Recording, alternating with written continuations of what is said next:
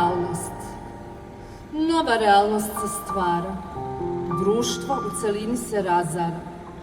Globalistima je početna skica, plan da se uništi porodica.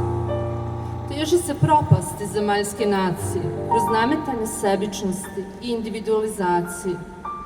Slavi se ovo zemaljsko carstvo i pohlepno bori za što veće bogatstvo. Okupirala nas je tehnologija, izumire druženje i razmena emocija. Sve više je usamljenih po cijeli dan, topao razgovor, zamenio je ekran. Nova normalnost donosi jad, modern čovjek hrli u grad. Napuštena su mnoga sela i sve popularnija su krivična dela.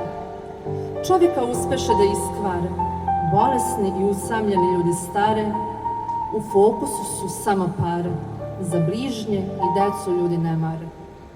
Deca redovno provode dane gledajući u ekrane, mesto da se vani znoje i što zdravije odgoje.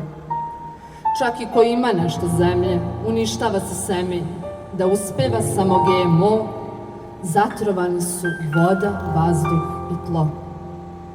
Na svetskoj političkoj sceni globalno mržnja se širi javno.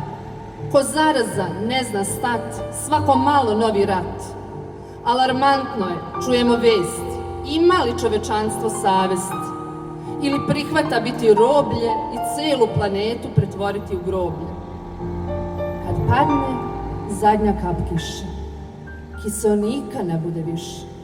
Svo drveće kad se poseče i poslednja životinja ispeče. Kad sve zastane i vode nestane. Možda tad bude jasno, ali bit će prekasno. Narode, hoće li nam doći do svesti da se novac i moć ne mogu jesti? Probudimo se cijeli svete i radimo za spas naše planete.